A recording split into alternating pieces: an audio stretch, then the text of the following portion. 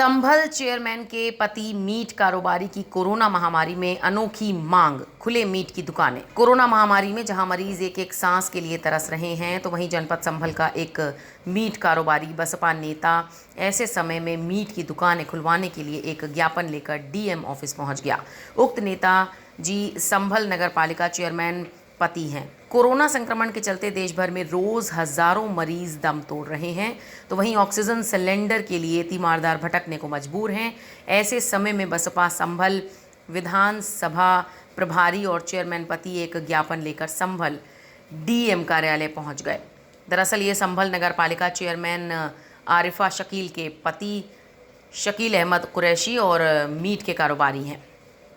Corona महामारी के समय में भी इन जैसे नेताओं को अपना बिजनेस नज़र आ रहा है, और हद तो तब हो गई जब ज्ञापन में शहर की मीट की दुकानें खोलने के लिए लिखा पाया गया, और इनका तर्क भी कुछ अलग ही था। इनका कहना था कि रमज़ान चल रहे हैं, ऐसे में मुसलमान को पौष्टिक खाने की ज़रूरत होती है, इसीलिए ज़िला प्रशासन को मीट की दुकानें खोल देनी चाहिए।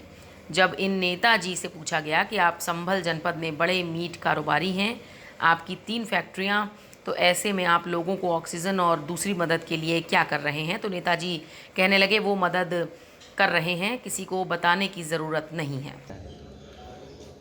देखिए, रमज़ान मुबारक का महीना है ये, इसलिए ज्ञापन दिया गया कि मीट की दुकानें नहीं खुलनी थी, और हमें जिला अधिकारी साहब ने, एडीएम साहब ने और कप्तान साहब ने ये आश्वासन दिया है कि इंशाल्लाह हम अभी निर्णय देकर आज ही आपको काम पे ध्यान देंगे और कल से ही शुरू कर देंगे दुकानें आपकी।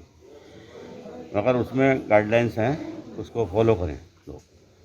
तो मैं इस बात को लेकर आया था अपने पैगाम को, क्योंकि हमें मुसलमानों को हेल्थी खाने की ज़रूरत होती है, क्योंकि जब इफ्तार का टाइम होता है तो उस टाइम ज़रूरत पड़ती है खाने की, और खाना भी होना चाहिए हेल्थी, क्योंकि इस मर्ज़ में ये बताया गया कि जितना हेल्थी खाना खाएगा इंसान इतना ही वो मजबूती रहेगा, क्योंकि वैसे ही वीकनेस हो जाती है रमज़ान में। 15 घंटे का रमज़ान है दोस्तों, तो इसलिए यह है कि अब जो है हमें उम्मीद है इंशाल्लाह अधिकारियों से कि ये हमारी बात को रखेंगे, और उम्मीद है और हमें भरोसा दिलाया कि कल तक इसे खोलने का काम करेंगे।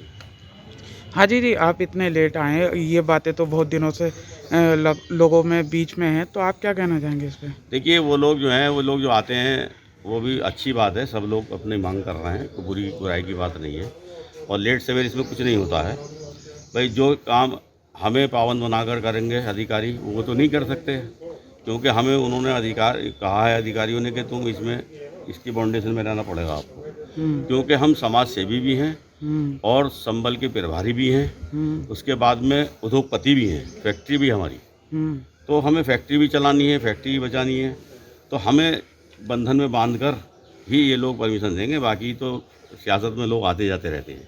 आप एक समाज सेवी हैं, तो यहाँ की जनता ऑक्सीजन के लिए और ज़रूरी चीज़ों के लिए परेशान है, आप क्या हेल्प कर रहे हैं, आप क्यों नहीं कर रहे हैं? ऑक्सीजन की बात यह है कि हमने सपोर्ट की है अधिकारियों के जरिए से, और ऑक्सीजन भी मंगाई है, इंस्ट्रूमेंट भी मंगाए हैं, और दवाइयाँ भी मंगाई हैं। हमारी फैक्ट्रियों ने, तीनों फैक्ट्रियों ने सपोर्ट की है इस बारे में। ऐसा नहीं है अब हम यहाँ से थोड़े कि मतलब ये दिखा दे फिर लोगों को, आप अधिकारियों से जाकर मालूम करिए कि हम लोगों ने सपोर्ट की नहीं की इस बारे में। और दूसरी चीज़ ये है कि हमारे टीमें घूम रही हैं शहर के अंदर, उनका पता निकालिए आप।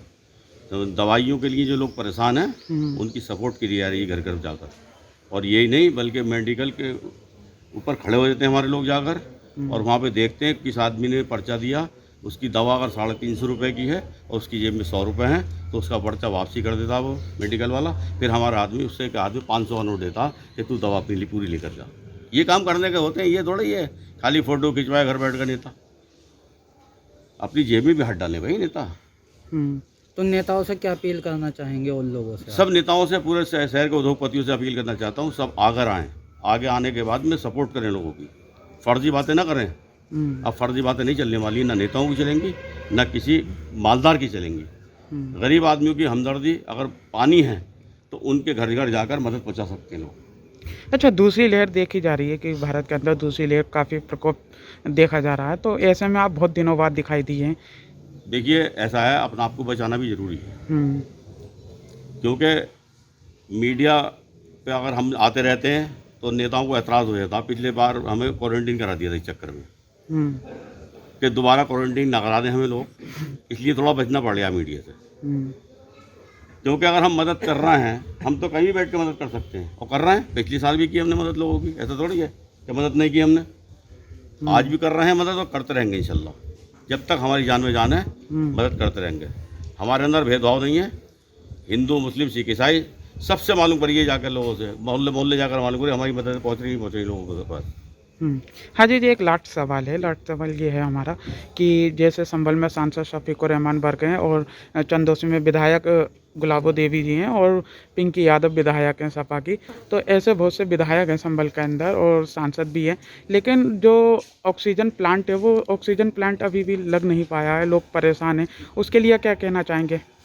देखिए, ऑक्सीजन प्लांट की इंशाल्लाह हम प्लानिंग कर रहे हैं, संभल में लगेगा इंशाल्लाह। अच्छा। आने वाले टाइम में लोगों को परेशानी नहीं होगी, और जब तक प्लांट नहीं लगेगा हमारे अधिकारी संभल के अंदर एक्टिव हैं और सारे, कोई आदमी की कोई अभी तक शिकायत नहीं है कि संभल के अंदर फला आदमी ऑक्सीजन नहीं है और फला उस जगह नहीं है। आज लोग उतर के आ रहा है मैदान के अंदर और ऑक्सीजन फ्री में बांट रहे हैं, और जिसको न मिल रही हो हमें बताए, इंशाल्लाह हम इंतजाम करके देंगे उसको। Bureau report, news hub Bharat.